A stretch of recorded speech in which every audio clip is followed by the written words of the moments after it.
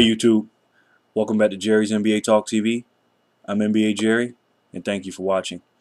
This video is going to be about a number of topics that I see that's going around in the NBA. First, let's talk about the situation with Kevin Garnett and Charlie Villanuava. You know, that's a very touchy situation. For those of you that don't know, Detroit Pistons hosted the Boston Celtics a couple of games ago, and Boston Celtics ended up winning the game. Well, towards the end of the game, Charlie Villanuava and Kevin Garnett got into a heated battle. They were talking, back and forth, and they got into it. I believe they both got a technical foul for that, I believe. Don't quote me on that, though.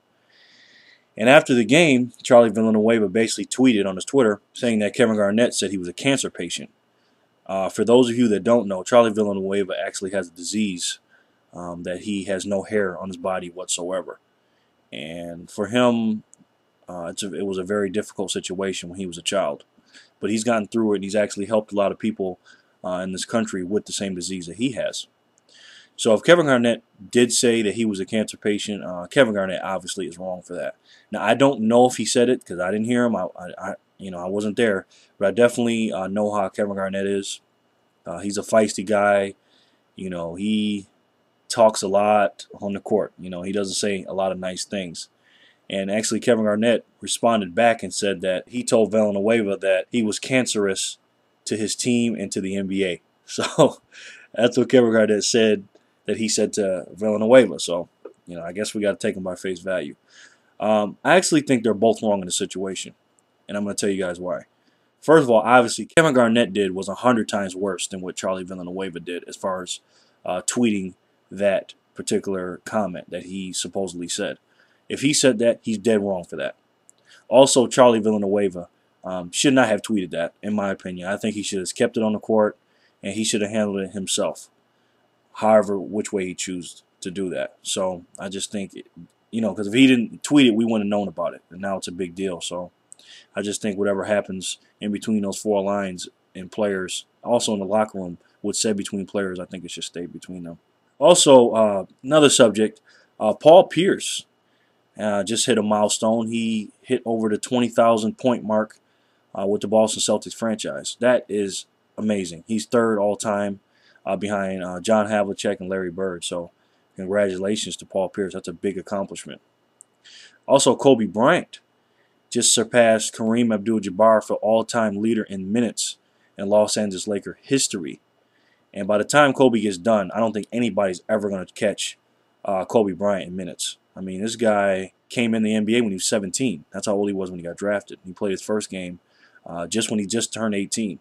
So he is in it for the long run. And I'm actually going to make a video about Kobe Bryant here in the next couple of days that I think you guys are going to enjoy. New Orleans Hornets, they're the surprise of the NBA right now. They're 5-0.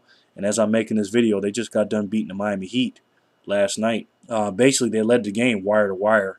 LeBron gave Miami a lead with, I think, 58 seconds left with a couple of free throws, but then Miami lost it when New Orleans came down and scored. So New Orleans is playing some excellent basketball. They're playing very, very well. I'm surprised about it, but we'll see. It's a long season. Chris Paul's not working with a lot as far as star players. He's got Emeka Okafor and David West, but other than that, and he's got Trevor Ariza too. But other than that, he doesn't have a whole lot. So, he's doing a great job, Chris Paul and the New Orleans Hornets. The Miami Heat, I want to talk about them for a minute. I'm noticing a couple of things about them. I still think they're going to have the best record in the NBA as far as regular season, and I think they'll get the #1 seed. I'm not going to back off of that. But here's the things that I've noticed about them, and this is going to be troubles unless they fix this. I've said this before. They don't have enough big men. They don't have enough solid quality big men. They got Joel Anthony, Big Z, and they got Jamal McGlure. That's not going to be enough to beat the Lakers in Boston in the playoff series, in my opinion. I think their bench is kind of weak. It's not a terrible bench, but, when you sign 3 top guys and sign everybody else to minimum contracts, this is what you're going to get. But here's what I'm noticing. On an NBA team, there's 2 positions that are most important, point guard and center. And those 2 positions, unfortunately for the Miami Heat, are their weakest positions. I mean, like I said, they don't have a solid big man, and they don't have a solid point guard. Carlos Arroyo and Mario Chalmers are serviceable, but as far as today's NBA, when you got the John Walls, the Rondos, the Steve Nashes, Derrick Rose, Darren Williams, Chris Paul, all these great point guards, those guys aren't enough. The 2 defeats that Miami Heat have taken, they have taken because of the point guard position. I mean, Chris Paul, tore it up last night, and then Rajon Rondo had like 17 assists. So they got to get that patched up. I know what you guys are probably thinking, that James Jones can start and then maybe put LeBron at the point or D-Wade at the point and go with a big lineup. But I don't like that. Obviously, everything's going to change when Mike Miller's there. I believe he's their 4th best player, in my opinion, on the team. So when he gets there, they'll be fine. They'll be a lot better, but they still need a point guard and center. Also, what I'm noticing with the Miami Heat is if they don't hit their three-point shots, they don't win. I mean, period. I think they rely on the three-point shot too much. Now, I understand that LeBron and D-Wade are going to drive and kick and things like that, and they're getting wide open shots, the three-point shooters. Eddie House, Jones, Mike Miller will get some too. Arroyo will get some, Mario Chalmers. But they're not hitting those threes. They're not going to win. I watched that whole game against New Orleans last night, and they were off on the three-point shooter. So that's going to be a concern for me for them down the stretch of the season or in the playoffs. Miami, to me, they have a long way to go. It's like I said, Rome wasn't built in a day, like LeBron said, and they're a work in progress. But I don't know if you guys seen this or not, but late in the 4th quarter, Dwayne Wade and LeBron James got into a small little argument. I mean, no big deal. Teammates, disagree on things, but I guess the play was supposed to be run a certain way, and Dwayne Wade was letting LeBron know about it. And LeBron has never had anybody tell him that on any Cleveland team he's been on. But see, D-Wade is the man on Miami. That's his team for 7 years. Not saying D-Wade's better than LeBron, but that's his team. I mean, Dwayne Wade brought them a championship. He's the one that gets called last, in the starting lineups, and basically it's his team. And LeBron came to and joined him on the Miami Heat. And Dwayne Wade was letting LeBron know about that play that LeBron, I guess, didn't run right. And LeBron kind of got defensive on it. I don't know if you guys saw that, but that was very interesting. So, their identity, who is going to play where? Is LeBron a point forward? Is he a small forward, or is he a point guard? What is he? They gotta come up with identity. In my opinion, I think LeBron should play off the ball more, and I think he should post up. Now, I know how talented LeBron is on the perimeter. I know he can dribble. I know he can do all these things. But the bottom line is, he's about 6'8", 265 pounds. He's bigger than Udonis Haslem. He needs to get on the block because he has a mismatch every single night at the small forward position. There's no small forward in the NBA that's his size. If there is somebody that's his size, he's too quick for them. So I think he should definitely be posting up. I think Dwayne Wade should be the leading scorer. I think LeBron should play the point forward off the block, and he should dribble around a little bit too. I think he should mix it up, but I definitely think he should be in the post more. I think he should be the point forward and average more assists and average about 21, 22 points and about 9, 10 assists and about 9 rebounds. I think he should do that. But overall, I think Miami Heat will be fine. They just need to patch a couple of things up together. They're great defensively. I think they're the #1 team in the NBA on defense. I think they'll only get better. When you got LeBron James and Dwayne Wade on the same team, you'll be fine. So I think the Miami Heat will be okay. Also, Rajon Rondo is just tearing it up with assists. Great job to him. Golden State's playing well. I mean, wow. Now, I don't know if you guys have seen my power rankings. I got them over on the left if you scroll down. What I'm going to do is I'm going to put those out every Wednesday. I'm going to base those off of what I see. I'm not going by ESPN or NBA.com. I don't even look at those until after I get done doing my power rankings. And then I look at them and see how close we are.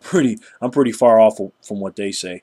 Actually, I'm going to have New Orleans moving up a little bit because they pretty much all 5 of their wins have been against quality teams. So that's very impressive to me. Detroit Pistons won their first game. That was pretty cool against the Charlotte Bobcats. I actually had the Charlotte Bobcats going to the playoffs, but I don't look like they're going.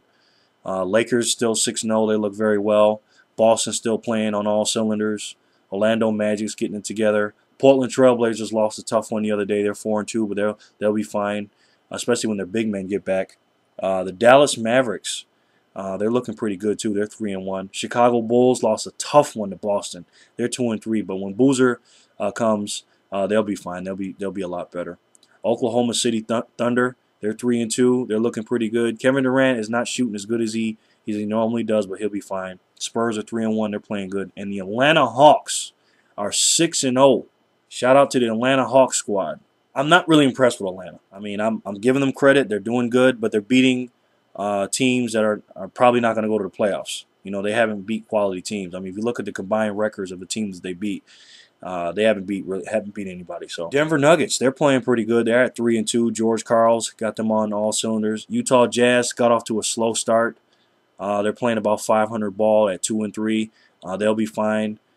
The Phoenix Suns, they're 2-3. I don't know if you guys seen this game the other day between the Phoenix Suns and the Memphis Grizzlies. Oh my God, you talking about the bonehead play of the week? Rudy Gay had the game won. They were winning the game. He bounces the ball off of Grant Hill's back.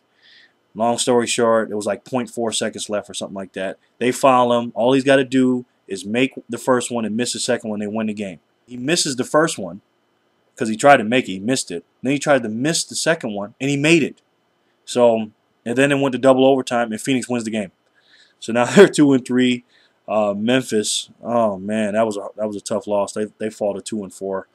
The Milwaukee Bucks, they're 2-4. They're off to a slow start, but they'll be fine. They'll still go to the playoffs. Indiana Pacers, they started off good, but they lost a few in a row. Hibbert and those guys, and Granger and Collison, they'll be fine. I still don't have them making the playoffs as of yet. And then the Houston Rockets, oh my goodness, 0-4. Hopefully they can get off the snide and get them a win. I think they'll be fine as long as they start playing Yao Ming more in consistent minutes. I mean, playing the guy 24 minutes is not going to get it done, in my opinion. The New York Knicks, they're 3-2.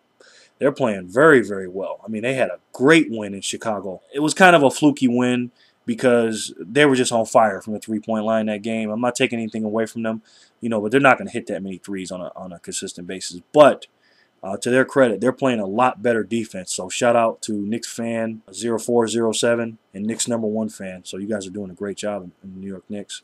Charlotte Bobcats, man, I had the Charlotte Bobcats in the 8th seed to make it to the playoffs, but they're 1-4.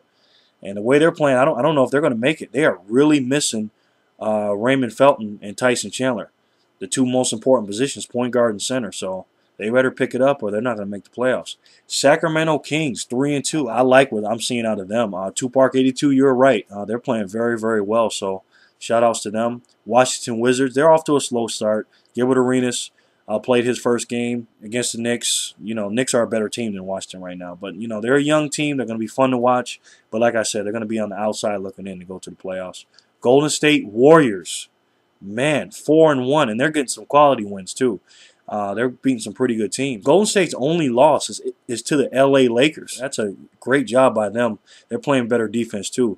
Monte Ellis is on fire. He's an MVP candidate, and Stephen Curry just got back. So watch out for the Golden State Warriors. Then you got the New Jersey Nets.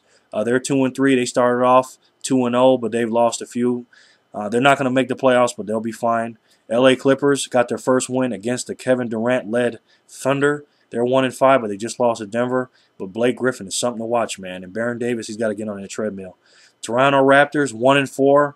They're going to be at the bottom all year, so don't expect a lot out of them. The Cleveland Cavaliers had a good win against the Philadelphia 76ers. Those two teams are going to be neck and neck. I actually had the Philadelphia 76ers in the 9th seed, and I had Cleveland way at the bottom. But I think actually Cleveland's going to be a better team than the Sixers, so we'll see about those two teams. Here's Jerry's NBA question of the day.